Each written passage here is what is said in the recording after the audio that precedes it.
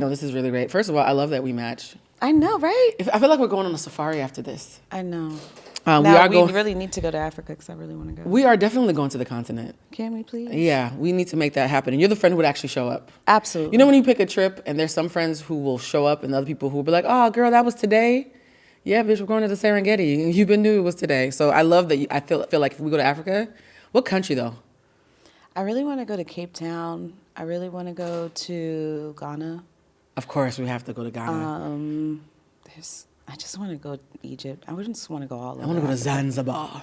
All over. So I could wear a kaftan and like a nice headdress and just say Zanzibar. Yes. And some people walk around talking like that. First of all, how do you feel about us being popular on the TikToks? For those of you who are hearing that voice, Brittany is back. And back. Brittany called me after our last episode and said, girl, I think we went viral a little bit.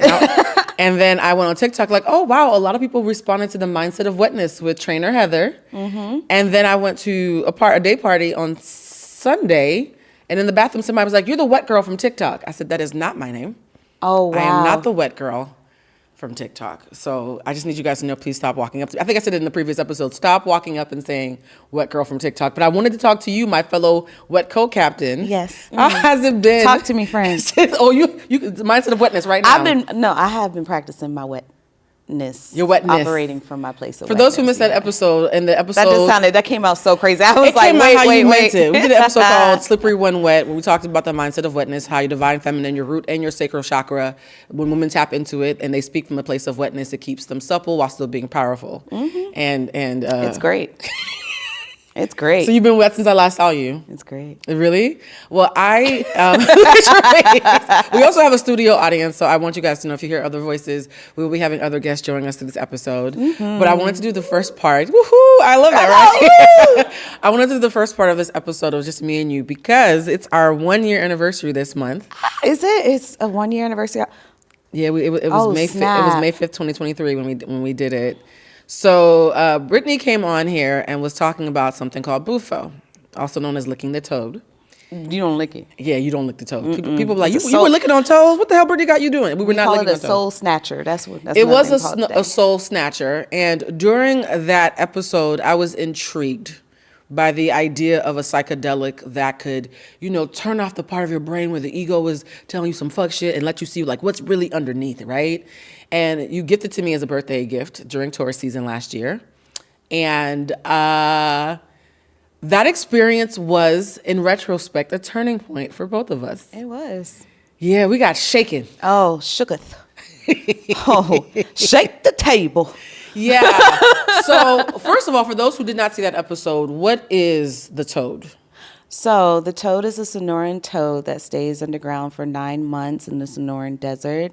And in its glands, it has this chemical called 5-MeO-DMT. Mm-hmm. And it's like basically a powerful psychedelic medicine. And so it's extracted harmlessly from the glands of the toad, and it's crystallized, and then you smoke it. You don't lick a toad, you smoke it, and and then your soul is snatched. Your soul definitely snatched, and that was a hell of a birthday gift. I've had a lot of birthday gifts, but having my soul snatched non-sexually, that was the first. Yeah. And first of all, I've had birthdays when my soul was snatched in other ways. They know this is a sex-positive show. I love you. It is what it is. Mother has lived. But I want to know, like, for those who are like, is that ayahuasca? What is that in relation to ayahuasca? That's the obvious first question that every person who's listening to this is going to ask. It's not ayahuasca. It's completely different from ayahuasca. They call BUFO also the God molecule. Mm-hmm. And your journey on it doesn't really last that long. Like ayahuasca can last 6 to 8 hours. I believe I haven't done it yet. I put a deposit down to do it last year, but God said, no, you're not ready yet. You're going through enough, friends. Mm-hmm. Yeah, stay in you're your body still for going. 5 minutes. Because I also did another BUFO journey last year after you. So it's definitely not ayahuasca. It is another powerful medicine, but it's nothing, as far as I know, I can't say I know because I haven't experienced ayahuasca. Let's just say that. But So, I don't believe it's in a similar vein, but it's a different kind of thing altogether. It's a whole different experience. I feel like after my first time doing it, it's very few people who you come across that understand your experience, because very few people you come across have actually done it. Talk about it. And so when I first did it, my friend who introduced me to it was the only other person who's done it. And her experience was very different from mine.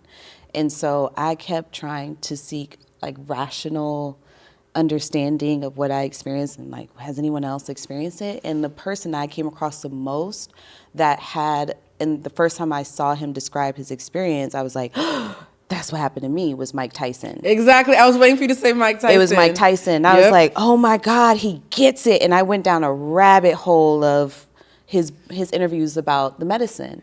I just literally sent a Mike Tyson video to a friend yesterday. Like, listening to Mike Tyson talk about ego death will never stop tickling me. Oh, man. Because it's Mike Tyson, nobody expects it because we think that he's still this dim-witted boxer X, Y, and Z. And then you start listening to him talk like, oh, snap, he's tapped in. Mike Tyson's not no dummy. So tapped in. He has an interview with Wayne Brady, and Wayne Brady, in the beginning of the interview, is like, hell nah. But by the end of the interview, he's intrigued. And it's a really great interview because Mike is just telling him the experience, and you could see kind of like Wayne Brady's mind being more like, well, wait a minute. Kind of like our interview when you told me, but I actually started off like, now girl, what's that? Yeah. I already knew that shrooms don't work on me because I am a shroom. You are, right? You need something way more strong. Everybody took the shrooms and I'm like, what y'all doing? I'm like, that's on me on a Tuesday. So I have to like double up on shrooms just to feel anything. Yeah. When you are psychedelic, it takes a little bit. And when you were talking about it, what made you think that it would be a good idea for me? Because I just remember trusting it. Like whatever you told me, I was like, this feels good. We're going to follow Brittany to the lady in Malibu and we're going to lick a frog. I didn't know what was about to happen. Lick at the frog. We're going to lick at the frog. What made you feel like this might be a good idea for my friend Blue? Because girl, the love that I had and the trust that I had no idea what I was walking into. I remember our conversation. I remember where I was. I was on my balcony talking to you that day on the phone. And I remember I asked you, like, friend, do you want this? Because I'll gift it to you. And you were like, sure, friend. And I was like, okay. And I feel as though I don't know if there's anything that new, but I gave you the choice. What was the value for you when you had it done? Like, what was the intrinsic value that made you feel like I have to share this with people that I love? Because people are going to be watching this, and I will say this, be responsible. We are not condoning the use of any medicinals without you consulting a doctor, your God, or a therapist, or whatever you believe in, right? So this is not us doing an infomercial. This is me talking about how I was someone who was open to and had already experienced several ego deaths. I talked to a friend who was mourning the loss of a matriarch and said that it helped you so much during the grieving process. And because I felt like I had residual grief from when my aunt passed away, I was like, if I'm full of shit of any way, because anybody who's in a space of self-mastery, we more often than most people ask ourselves, are we full of shit, right? Because being in a place of self-mastery means constantly checking under the engine. And I was like, if there's something that my conscience has convinced me isn't there that really is there, maybe this will be able to look under the lid. Yeah. And that's how you talked me into it. I was like, grief, and I had all this grief weight. I had 50 pounds of grief weight. Yeah, we talked about that. And We talked about that, yeah. That is actually armor. I didn't see your weight as weight. I saw it as armor. Yeah. And I was like, Blue, you're going to lose weight after you do this because you're going to want to drop that armor. And you literally said, Blue, it's going to melt off of you.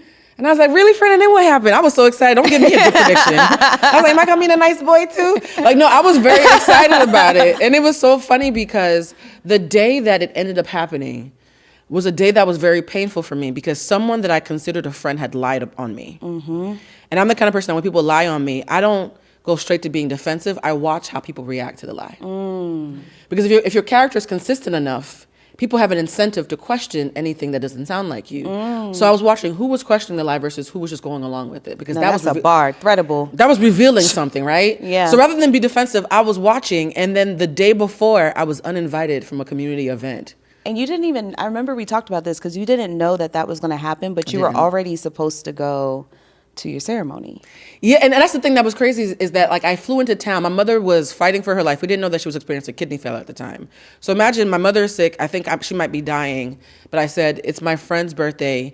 I'm going to fly in town to hold space for my community, even in the midst of me hoping I still have a mother when I get back. Fly into town just to be there, and I'm told you're disinvited because the person who lied said you can't come.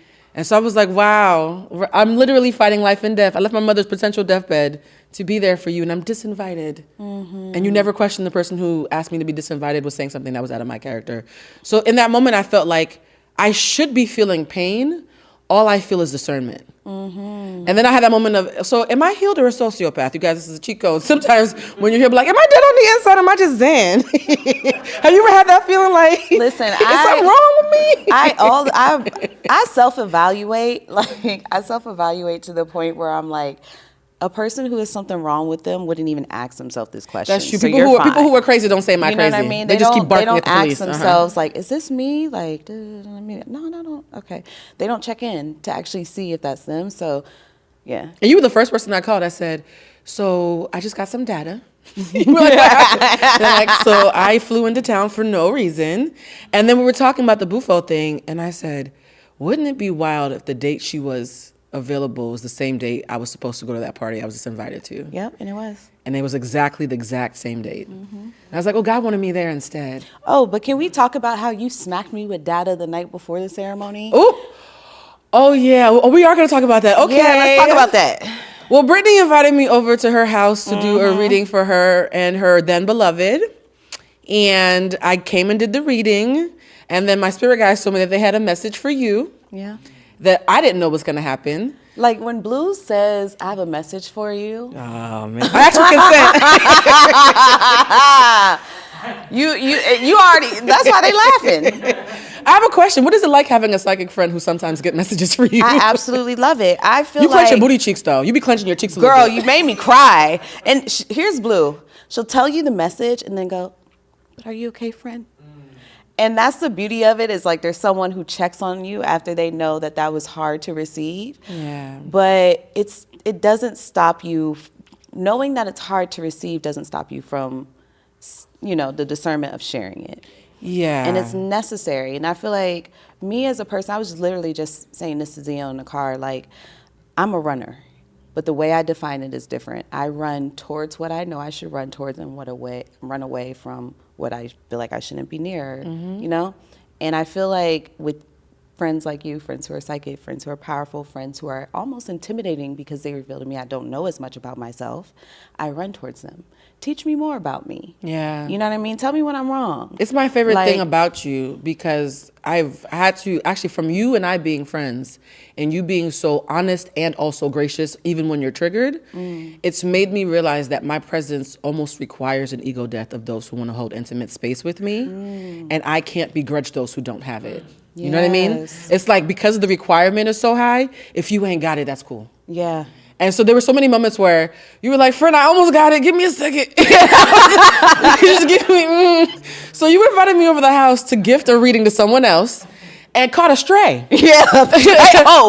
I was bawling when you told me that. And what made it worse for me, because, I always say I just work here. Like, if I wasn't psychic, I would not believe in psychics. That's the gag, right? Like, I'm a professional skeptic. My journalistic integrity requires me to be a skeptic. And so I'm the very thing that I otherwise would be debunking. And I always think that God has a sense of humor for making that happen. And so when people get a message and I'm hearing it with them, I'm like, whoa, Jesus wept. I did not like that. I just work here. You know what I mean? And your message that you got, it was such a vivid energy transference, because the minute it escaped my lips, it hit both of us. And it felt like we had both got smacked in the face. And there was a storm cloud that like covered us, like, oh, we can't unknow what just got said. Yeah, it was like you can't shake it. But then during the ceremony, you had a full dose of the medicine, and we're gonna start with your microdose first. Yeah. My full dose was I did comedy. Do my microdose first. So right? your microdose actually was healing for me, because first of all they said we're all white. I'm like, oh, we're about to be in a HBO cult film. They got me going to Malibu wearing all white on Cinco de Mayo and a taco in sight. This is suspect, right? I was like, ooh. If I ever needed to prove how much I trust Britt, he was like, I'm going to come pick you up in my all-white outfit and drive you to the shore. I said, okay, friend.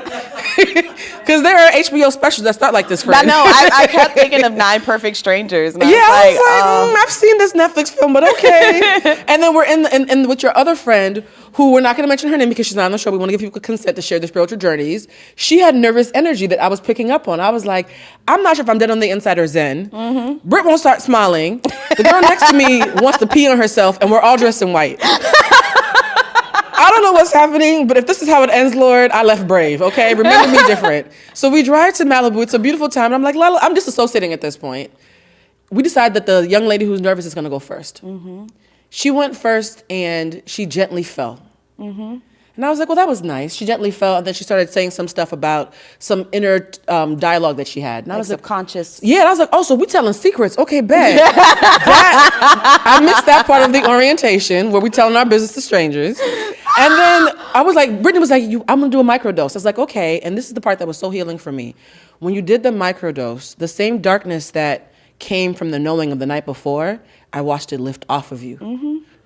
And I was like, whatever I gave to her last night, thank God I got to watch it like fly away. But thank God you gave it to me the night before, because had you not, I wouldn't had a chance to release it during the ceremony. Yeah, you know? That's true. And I felt it.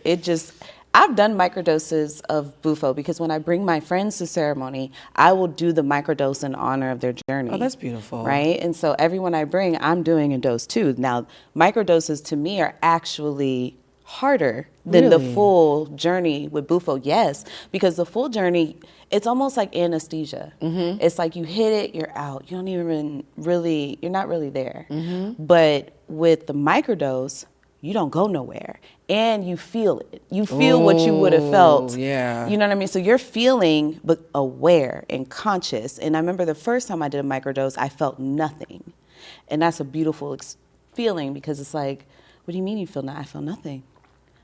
Like literally nothing. Like, I don't know if too many people know what that feels like, but that nothingness is so, I can't even explain it. There are people who spend their entire lives running from the nothingness. And so to face it like that is wild and amazing. Yeah. And when I watched between the young lady who confessed in all her business and you having spirits fall off you, I said, you know what, y'all, I'm gonna go to the bathroom real quick. You did go to the bathroom. I was like, you know what, I'm still a black person and I need to go talk to myself. Okay, so I went in the bathroom and I'm looking in the mirror. I said, now, bitch, if you are full of shit, this is the moment we find out. We all find out. All of us are about to find out.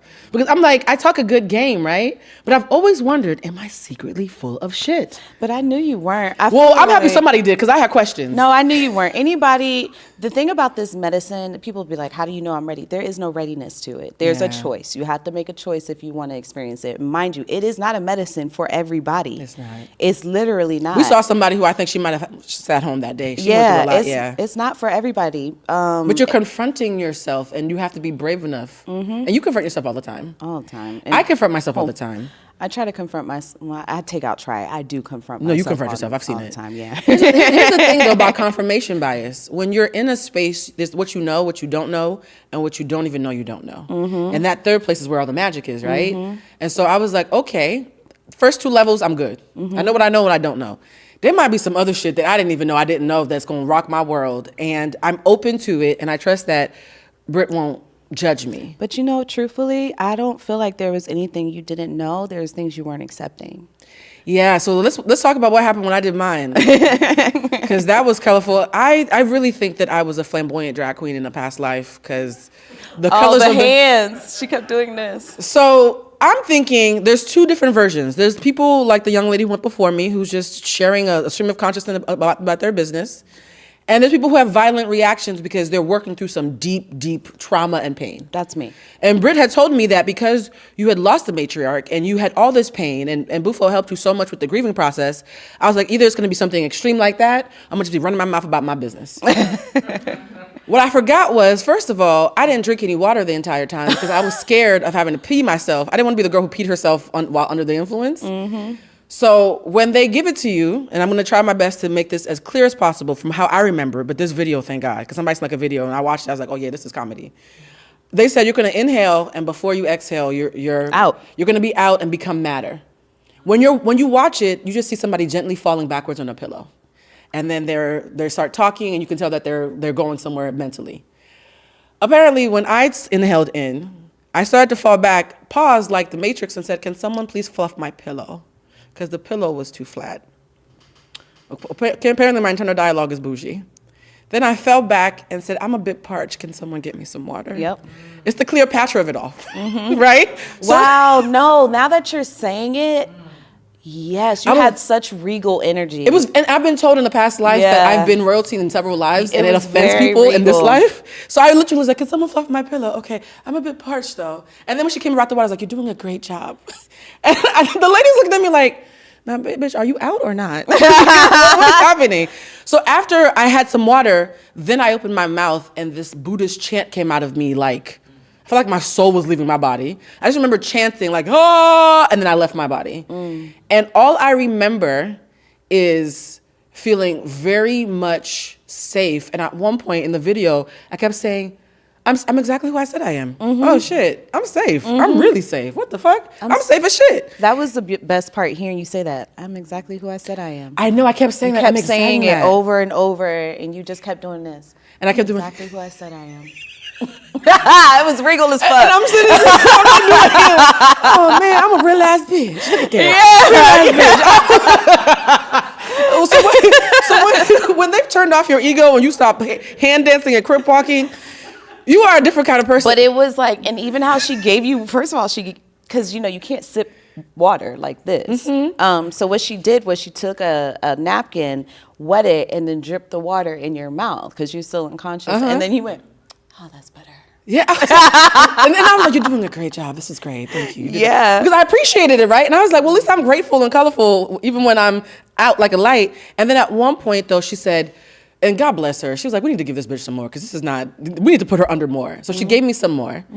And at that point, that's where the real confession came out, where I said, I feel guilty that I'm so okay and everybody I love is not. You said, I've been making myself feel guilty and pretending to be broken. Yeah. That's what you said.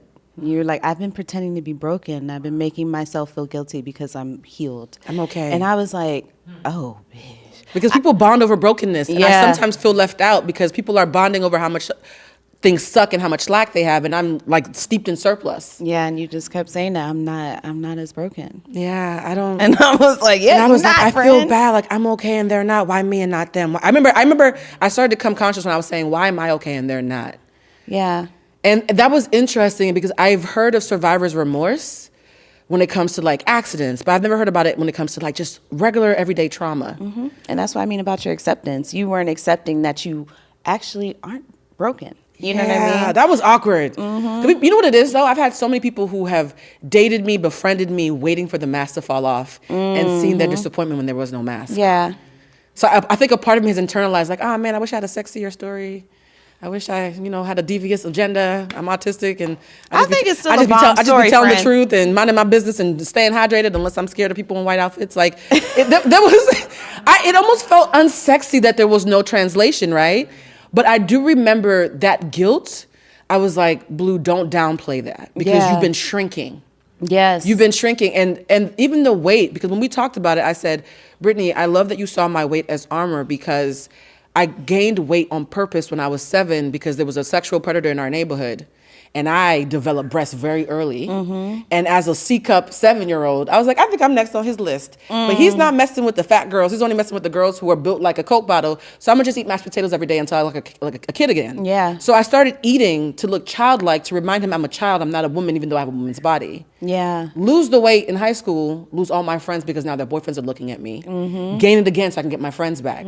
So I've always used weight as an armor. Like, I know I'm intimidating, I know I'm X, Y, and Z, but if I'm fat, maybe you'll think I'm acceptable. Like, maybe you'll be less intimidated by me. Until I fell in love with my fat body, and then I started intimidating. I was like, well, I'm intimidating y'all big anyways. Like, y'all gonna be mad regardless, right? Absolutely. And the grief weight is so different than different weight. Yeah. When you're grieving, that weight is not, it doesn't feel the same. I've looked it up. They even said scientifically it translates different because it's cortisol. It's the stress hormone. And so we did the BUFO, and I remember coming out of it, and I was like, I'm exactly where I'm supposed to be. I was not rejected from that gathering. Being in a room of people who either did not believe me or did not love me enough to stand up for me is not where I need to be today. I need to be here with a friend who came to my house and drove my ass to Malibu. so I could confront myself. And the young lady who came after us had such a violent experience. Yeah. Yes. And yes, she did. Do y'all see how small Brittany is? Can we show how small she is? Let's show my friend. 5'3". She got flung around like a rag doll by this lady who was fighting off demons, Beelzebub, the ghosts of Christmas past and present. Yeah, and she was scratching my arms. It was me and then the shaman and then the assistant. And she had, it was very violent. She flipped 3 of y'all by herself. That lady was strong. And I would just let her, and I would just kind of take it. I don't know why in that moment. You were holding space for her, but you kept on watching her like, is she okay? Yes, I think it was just holding space for her, and holding space for her fucked up my arms. But it's all good. Watching somebody literally battle their demons, though, when they're confronting themselves, I think because the young lady before me had a regular, like, oh, I'm going to just talk to my bullshit. And then I had I'm good. I'm just here to see who else all is here, right? So between our first 2 reactions, I was like, well, this is cute. And then I saw an exorcism. I was like, oh. You saw the real, like how actual violent, but her trauma was real, though. She had some real trauma that she had shared with us. Oh, she has so much trauma, but she wasn't experiencing that. Yeah. Does that make sense? Like she wasn't consciously in pain even though it looked like it, because she's screaming, she's crying, she was spitting in her hand and going, ah! She took her clothes, she ripped her shirt off. Yeah, she was like, but she wasn't, as far as like herself, wasn't experiencing that, if that makes sense. It was just what her ego had. I can't explain. I felt like I was watching an ego death happening in real time. Absolutely. And you could tell the moment that she surrendered. Because it was like she had been fighting for about 25 minutes. It was a long afternoon. And then at one point, Brittany's off the corner, like trying to fix her jaw. The shaman's like, shit, I don't get paid enough for this. The guy's like, I just want to make sure I don't touch the wrong things. Shout out to him for He was great. He was very mindful about consent. Sam is amazing. Sam is great. And so everybody's worn out, and you could tell like she exhaled and then she sobbed. Yeah. Like it was like a final cry of like the ego fighting one last time. It was powerful watching someone experience an ego death, because I'm like, before the ego leaves, it always throws a tantrum. I feel like that was how my experience was the first time, but I didn't have people there to witness it. But my second time, I did have people there to witness it. And the thing that I love about this medicine, for me personally, is I want to introduce the people I love to this medicine, because it helps you see you for who you truly are in so many beautiful ways. And then it also frees you from things that you thought you were. Yeah. You know what I mean? And so it's just like, I feel as though a lot of my tribe have done the medicine already. And I don't know how I even found it, but where it has led is just, it's powerful. It's beautiful, it's powerful, and also I always say that I'm mindful about who I tell about it, only because I could see different iterations of people who just aren't ready for it yet. Absolutely. And so when I tell people about it, I tell them gently and then see if they lean in or lean away. Yes. And I don't apply pressure in either direction. I will say this, in the last year, since we've done it, because it's been a full year now, about a month and a half after we did the BUFO, the weight just started falling off. Yep. I realized that I had a hormonal imbalance that my doctor gave me some meds to fix, and suddenly the weight started falling off. It wasn't food, it wasn't eating habits, it was just hormones and stress, right? And so that was impactful. I've lost like 60, 70 pounds since then. I don't really weigh myself. Yeah. And also, I started dating again and realizing that my relationship to love is so much healthier. I don't come from a place of lack. I said this on a previous episode. I know I'm ready for love because I'm willing to leave when love isn't in the room. Like I'm not holding on with a white knuckle grip by any means necessary. Yeah. And even the way that I navigate my relationships has completely transformed. And the person who uninvited me from that party, I ran into them recently. Really? I was like, hey, what's up? And we had a very quick drink, and I was lovely, and I flittered off, and there was no tea. Flittered. I love a flitter off. I flittered off. You flitter off, you little fairy. I was a little wooden nymph from that bitch. You understand me? I was minding my business. It ain't nothing about me. And my friend who was like, oh, did y'all make up? I said, I never lied. I had nothing to make up, but I held room for him to tell the truth. I never lied. I have nothing to make up. Yeah, Incredible. Yeah, pronouns matter.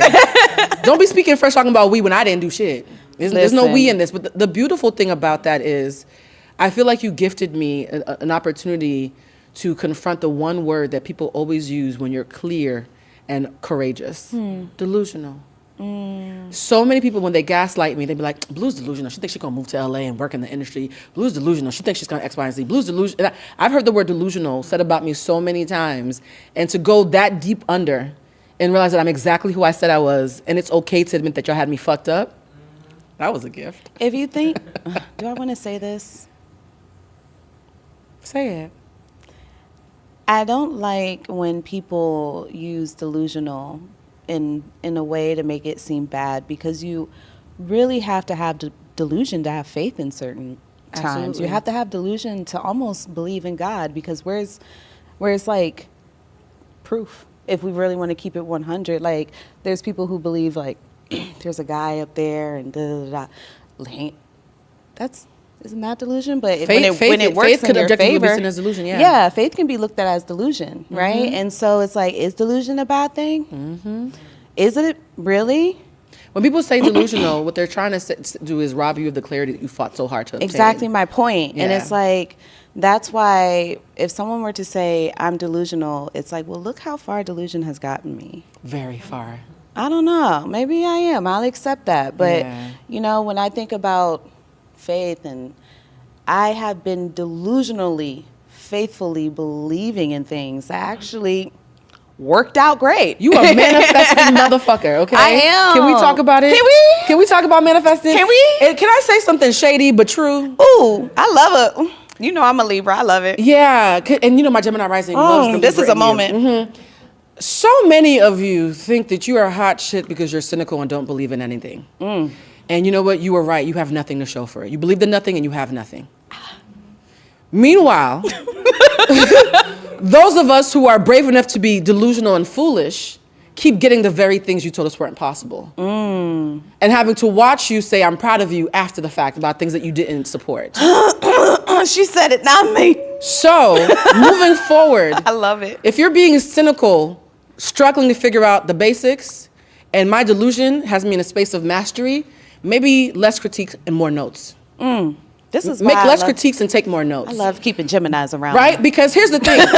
One of us is doing something that is working, and one of us is doing something that's not working. Who do you think we should be listening to? Friend, this is your Gemini showing off. Yeah. This is really it. I'm really tired of cynics who ain't got shit talking about the shit that I acquired. See, this is where the Taurus has left the room. Friend, do you have anything to add to that? Oh, you said it. Baby. You said it all. Yeah, so I don't believe in faking it. I don't believe in faking it till you make it. I believe in claiming it until you become it. Because everything I've claimed, I've become. Everything you've claimed, I've literally watched you become. Thank you. I'm pretty magical. You know, my friends called me a witch, and I'm like... We're both witches. That's what we are. We're in a coven. A whole ass This is a coven. Yeah. But you don't know the crazy thing about a coven is that I feel like I talk to God more than some of the Christians who judge me. Oh, listen. So that's awkward. You know what's so funny? I was having a conversation yesterday. He said hi, by the way. To those of you who are too busy taking pictures in your church house to actually talk to him, God said hi. Ooh. And God is a they. So that's awkward. God's a they. Go ahead.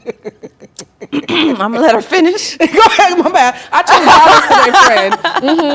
I'm going to let you finish. I want you to say one last thing before we bring on our special guest. What the fuck was I about to say? Look, Kendrick has inspired me to start telling the truth. I love it. I love you're really living in your Gemini rising. I really am. And you know what it is? I think that sometimes when people play in your face, they force you to remember who the fuck you are. Oh, yeah. Yeah, I think I have been overextending grace to the point of pretending I didn't know who I was, and I suddenly remembered today. So this is about to be a real interesting summer. It's going to be a fun one. It's going to be fun as shit. It's going to be real fun. Now, we have someone who's coming up. Do you want to tell everybody who's coming? Because I'm excited about this. Sure. So I invited, actually 2 people near and dear to my heart. And they work with the medicine that we've been discussing, BUFO. They're shamans. And they're friends, and they're great freaking people. Hey, y'all. I don't know how to give introductions, friend. I'm practicing right now. You know what we're going to do? What? We're going to hit pause. Oh. Right now, and then when you guys come back, our special guest will be with us. Yay! All right, we're back. I'm so excited. Look at this. You guys look like Earth, Wind, and Fire. Like a band, like a Gap band or something. I just realized. I love that. is really outstanding. What's interesting is, and I was realizing this, we were joking about how we all wore white for the BUFO ceremony, and look at us in these light colors. I know, this is funny. It's like muscle memory, right? Yeah. Like it's wild how I feel like I'm about to go to another ceremony after this. Yes. Would you be open to do? Yes. I'm always open to do it. I'm not always open, but I am open right now. I say I am open. always open only because like I feel like the medicine's gonna keep calling me, but I'm not just gonna jump for it. I have to recognize when it's time. Yeah, let's talk about potentially doing it this month if possible. Oh, this month. Okay. The month of May has told me it might be time to do a purge. All right, can Really? we please introduce our guests? Can you guys introduce yourselves to our audience? I'm so excited to have you guys here. Yes, Hi, thank you. I am Princella or Shaman Vision, whichever one you want to call me. I love that. I'm not tripping. Okay. And my name is Zeno, professional sound healer, medicine man, working with the medicine. And they go together, y'all. They merge. They married. They go together. Yes. We go together. So it just speaks to also, I will say this, as someone who is spiritual by lineage, not by choice, which is always tricky, right? When I am dating people, I'm always looking for how do I bring in the fact that I'm a little magical. How was it for you guys in the space that you're in the spiritual realm, traversing the partnership? Was it something that you guys found separately and then found each other, or did something that one of you found and introduced? How did that work into your relationship? Because I'm now realizing that I actually can't be with somebody who doesn't believe in my gift. We both went on the journey actually at the same time. It happened over 10 years ago. My husband was diagnosed with prostate cancer, and they had only gave him 3 years to live. And so we were heavy, we're from Detroit, Michigan, and so we were heavy in the church and religion. And so my husband was had a higher position in the church, was the psalmist. So he healed with his voice. And so I do know that if we were still steeped in that religion, that he would have been dead, because they were like, look, you got to get this surgery, you got to get this chemo, you got to get this. And he was like, no. He like, I'm not getting no surgery, I'm not getting no chemo. I'm just going to trust God. If I'm going to say, this is what I'm going to do, I'm going to trust God. And I was like, look, we got to do more than just be trusting God. Because when we set up in that church, I was the one in there like, Jesus, we're the ones that's going to come, that's going to do things greater than you, because I ain't seen them yet. I saw too many people coming down there with cancer, with the very thing I knew I couldn't take him there. So I had to scream out, Jesus, where did you go when they took you from the Bible? Because when you came back is when you start doing all the miracles. And so after we finished crying and saying why and trying to figure out, you know, we were taken on this journey of herbs and the earth and healing naturally, right? And so it took us down this journey of plant medicine. So he went down his journey of really studying the religion part, and so he was bringing me that, and I couldn't hear it. I was like, I don't want to hear that. I was like, I'm on these herbs right now. And You were a lioness. Like, I'm trying to protect you and keep you alive, sir. If you don't get out my face. listen, I lost sleep. Of course you I did, lost because you sleep. loved him. Listen, I have been in love with him since I was 5 years old. Never told him. So I was like, wait a minute, we got too much stuff. We got to do. What you talking about? 3 years? So we got to 3 get years this right. is so finite. Yeah. And I talked earlier about how my mother's, us finding out that she had kidney failure changed our lives. I can't imagine what it's like, because she's in her 70s at least, right? But you were young. What did it feel like being given such a finite number on your mortality when you were not an old man who'd lived his whole life yet? Exactly. Well, I mean, needless to say, that was a blow. That was a major blow. And it was such a blow, being in the church and being hit with that diagnosis and being told, like, you need to hurry up and make a decision, or like time is running out. And we've already heard and seen all of these different examples of people trying basically probably what you're going to try. So it's, you know, from eating grass, from the lawnmower bag to doing different teas and all this stuff. We've seen it all. You need to hurry up and make this decision. And so I was hit in a place where I just thought, either for all of the years that I spent in church, I really have been living this lie, and now I'm facing the end. I'm gonna do that like the realest way that I can. If I said I believe God, then I'm gonna believe God, and I'm gonna go out on my terms. And that's what I brought to my wife, you know, and my family. And they locked in. It was an immediate alignment and agreement. And with that, you know, my wife saying she lost sleep. Many nights. While his ass was sleeping. Many nights Curled up. while we were lying in bed, I would look at my wife and see the glow of that damn laptop light. And I would fall asleep to that with her researching. And so I know all of the things the first initial thing that the source of all led us to was cannabis at first. Mm-hmm. Just thinking about that, right? The church is still, they got people walking down the aisleway talking about, I need to be delivered from that. They call it the devil's lettuce, y'all. The church be calling cannabis Is that the what devil's. they call it? They call it Wow. the devil's lettuce. And what's Wow. wild to me is, y'all laughing, but it's true. I was deep in the church, okay? Okay. My government name Wow. is Mary Jesus. If my last name Okay. was Joseph, I'd be the Holy Trinity. Yeah. So I came from a really churchy family, and they call it the devil's lettuce. And I did not start smoking cannabis until I was 30. Because I had endometriosis, and it was the only thing that gave me my quality of life back. Mm-hmm. And I was so angry that the very thing that gave my life back I had been told was a sin. Yes. You know what's interesting? Yeah. When you were talking, I heard this message that came through my head that said delusion can lead you closer to God. That's it. And For I real. think that was the point I was trying to make earlier of why, like, when people look at delusion and, like, how they feel about it, it's like, do you know where delusion can actually lead you? They only call it delusion when they don't believe it. When they do believe it or when it works out, they call it vision. Or when it's against the programming of what they're used to, it's delusional, you know? But you have to be delusional to believe in miracles at times, because it goes against the programming, it goes against the evidence. There is no evidence. You know what I mean? So I have a question for all three of you. Yeah. You guys know I'm a huge mental health advocate. I'm an emotional intelligence coach. And there's this interesting fine line, right? Between brilliance and madness. In the same way that if you're gifted, you're immediately neurodivergent because the brain isn't meant to traverse that high, right? Right. So if you have a high IQ, you're neurodivergent. Welcome to the club. And so I always wonder about those blurred lines. How do you, because as somebody who has mental health issues in my family, there's schizophrenia, there's narcissistic personality disorder, there's a lot of actual psychotic things in my family.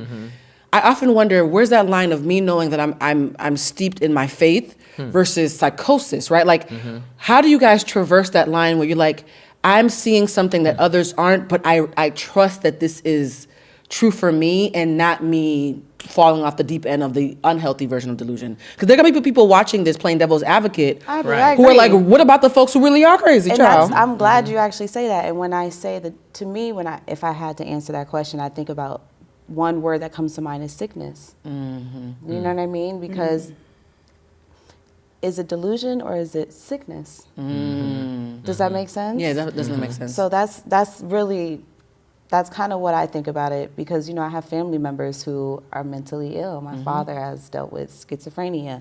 So I can recognize sickness. So that's in both of our families. That's Yeah, crazy. Wow. I can recognize sickness. Right. But my father also had a stroke, and he is able to add up numbers like this because of it. You know what I mean? So there's a little bit of Give and take. Yeah.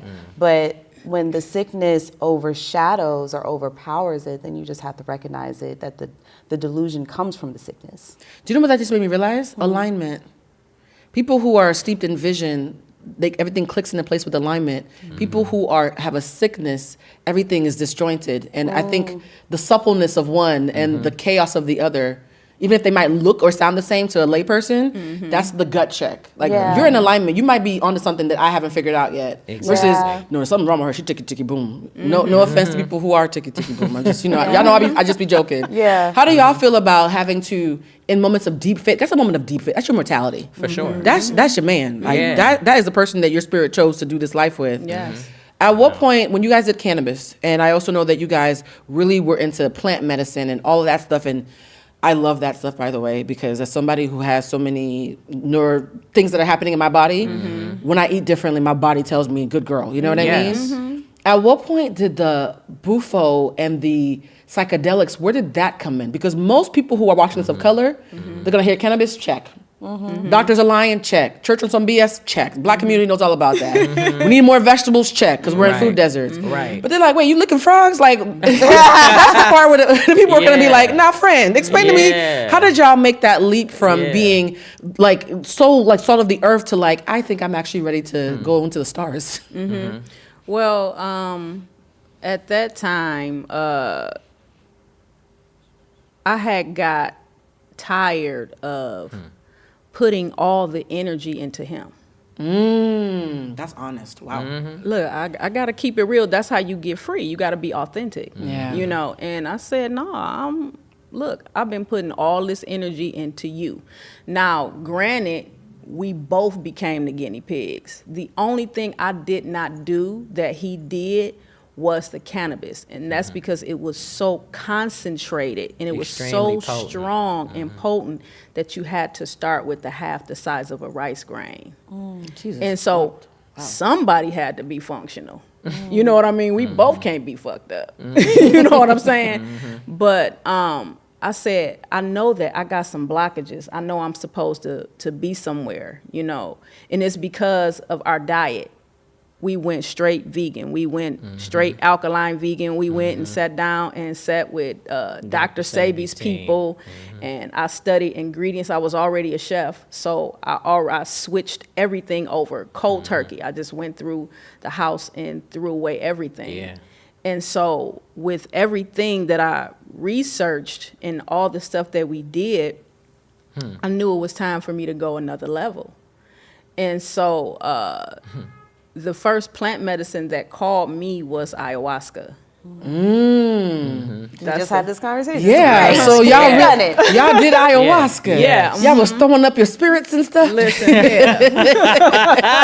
Now they know the difference between the Yeah, BUFO and how ayahuasca. was that? Because ayahuasca scares the crap out of me now. I'm open. though. Honestly, ayahuasca has nothing on BUFO.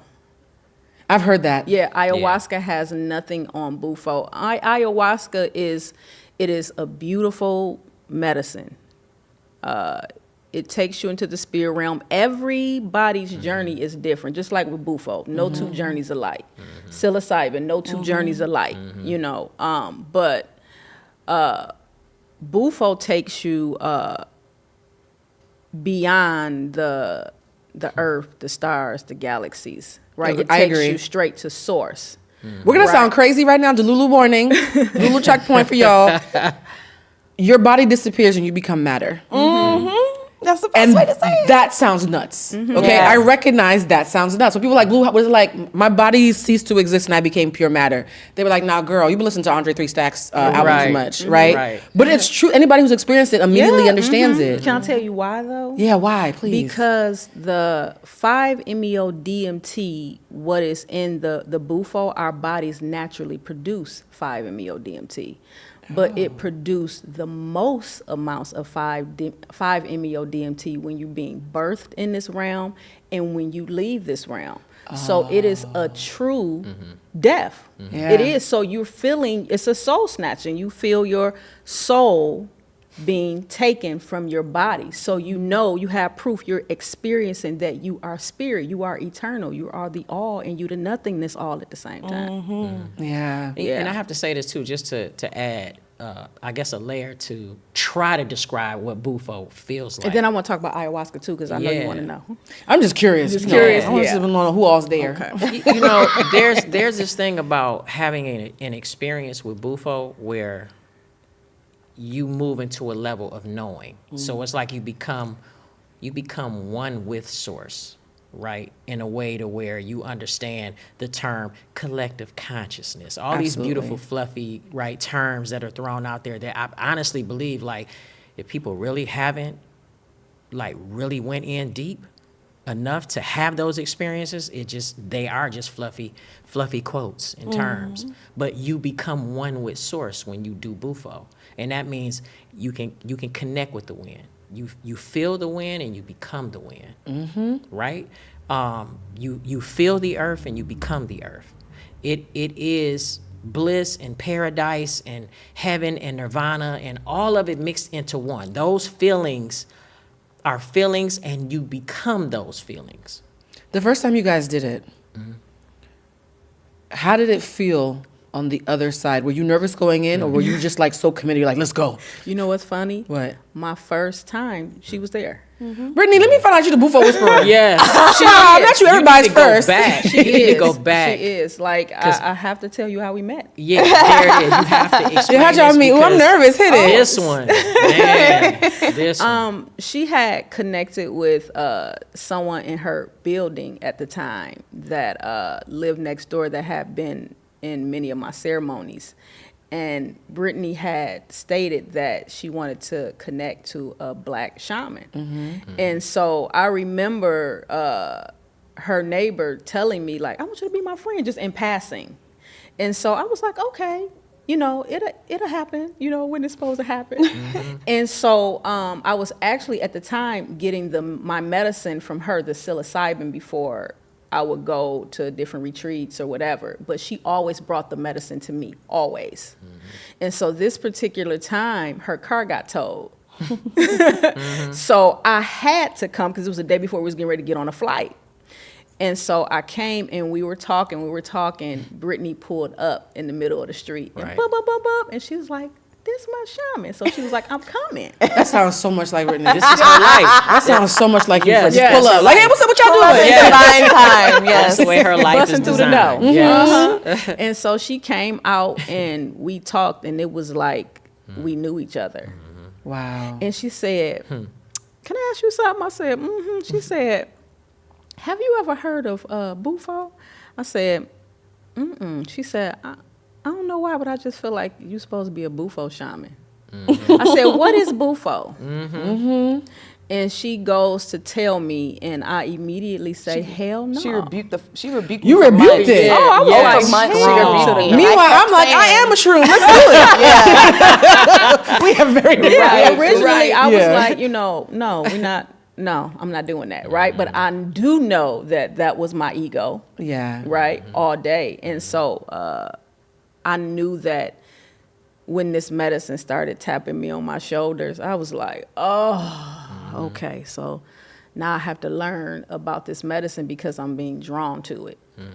And so her ass, hey, she's having a ceremony. You want to come to the ceremony? I was like, okay. So we all did it together. It was me, Brittany, and Brittany's sister. And so for me, I had no fear, none whatsoever. I wasn't nervous. I was excited because I was like, it's time for the upgrade. That's all I knew. It was time for the upgrade. And boy, oh boy, when that medicine hit, my ego was like, is this what it is? Is this what it is? And is this where they at? Yeah.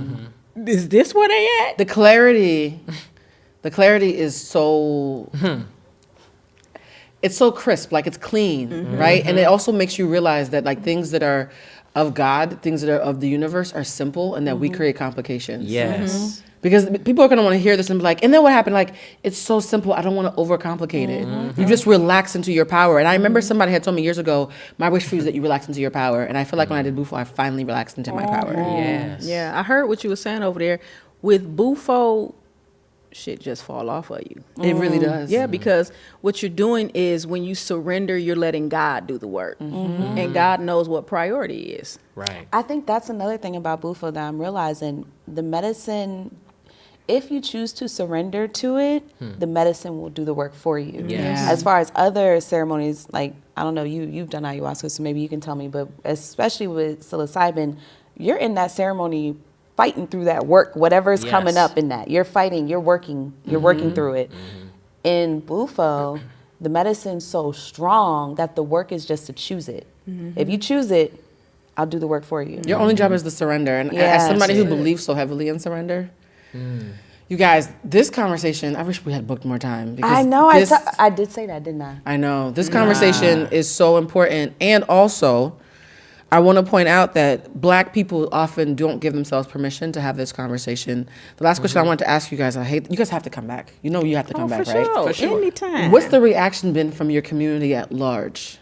Because usually the stereotype is a bunch of stoners doing shrooms in the back and Burning Man, like, yoo-hoo. Like, they don't think about people of color when they think about this kind of work. I do more people of color than anything. I can imagine. And more Yeah. people from the church than anything. Yeah. Oh, let's talk. We're going to talk about the church folks be hitting up my hotline, too. Let me tell you. Listen here, they Yeah. ready to be free. They ain't got time. They ain't got time. They've been giving their time. They've been giving their money. They've been giving their soul. Their They lives. ready to be free. They ready to walk in their divine purpose and be fulfilled. How long did it take for you to realize that your cancer was in remission or that you were in a space where you had turned a corner, that you felt like you could exhale?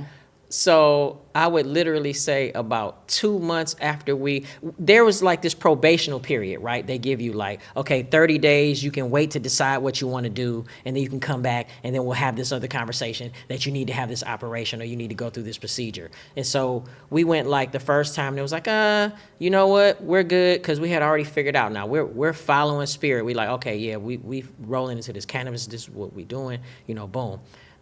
By the second month, by that second meeting, the proof was already there. The numbers started dropping. That's miraculous. The doctors they were looking like, so what are you doing? Of We course. had to go Oh, in. yeah. We had no choice. We had to First get they that question shit right. and then they inquire. Oh yeah, because I'm walking in with a Dr. Sabi t-shirt. Yeah. Okay, you guys. Oh man. Okay, so Yeah. we definitely have to have more about this conversation. Oh, for sure. First of all, where can they find you guys? Because I want to talk to you about the whole shaman of it all. Because I've had so many people tell me that I was a priestess in a past life, and I think I'm entering in a space where I'm examining what it looks like for me in this lifetime. So being around people, particularly those who have experience with being ceremonial, because I really love ceremony. Yes. That's the one part of church that I miss. Yeah. That's the one part of BUFO that I That's the love. one part of church I miss. The part of BUFO that I really love is the Yeah. ceremony, and the anyone ritual. who watches you do a BUFO ceremony, like they came and they literally saw me under the medicine. That is one of the most intimate experiences you will ever have with someone, because you cannot control how you show up when you do this medicine. And you will also just see the truth of someone Yeah. under Yes. the medicine, right? And so anytime that, I bring a friend, I appreciate how people trust me and want to share that form of intimacy with me. It's intentional intimacy. It's very intentional and very powerful, and it's beautiful because I don't feel like it's something that you experience often. It of really course. isn't, especially in this know? day and age. You guys, where can they find you? Because Ah. they're going to want to stalk you before. You guys come back. Sure. You can find me on Instagram or TikTok, but I'm really on Instagram. BTCH. It's bitch, I'm vegan without the I. So it's BTCHIMVEGAN. And that is on TikTok, Facebook, and Instagram. And you can find me on Instagram, the Zeno, Zeno frequency, the Zeno frequency. You guys, when you guys come back, maybe it'll be after another BUFO ceremony. Who knows? Oh, snap. Nice. She ready. Look at Look her. at her Yeah. face. No, it's one of those Yes. things where the year that I took between the last time, the year needed to happen. If I re-up, then I'm totally open to that. Brittany, please let them know where they can find you, even though I think half of them know you now, for real, for real. Hey y'all, it's She's me again. She back. You can find me at I am Brittany Hall. That's my social on all my platforms. So I love how you keep it simple. You guys already know you can find me at Bluecentric. For those of you who have been keeping up, our self-mastery workshop on Thy Shift kicks off top of July. Please go to summer24.eventbrite.com. I definitely will be doing a part 2 of this because I feel like we need to have a conversation just about what alternative medicine looks like for the Black community. Yes. But that's a much Yes. bigger conversation that I don't want to rush past. Yeah, that's good. Also, I just want to say, you guys, please, we are not doctors. We are talking about our personal experiences. Please make sure that you speak to whoever you need to feel that you are getting the right research for what works for you. We are just talking about alternative medicine and alternative ways of looking at your health. Always be empowered. Always do your own research. Always make it your own. I said that to everybody about everything. Because even like you said, you had to have a bit of an ego death for you to be open to it, right? Yes. Yeah. So it'll happen when it's supposed to happen. Yes. And as always, please remember, we're all just human beings doing human shit. So please be kind to yourselves. Yes. Bye, family. I love this. All right. That goes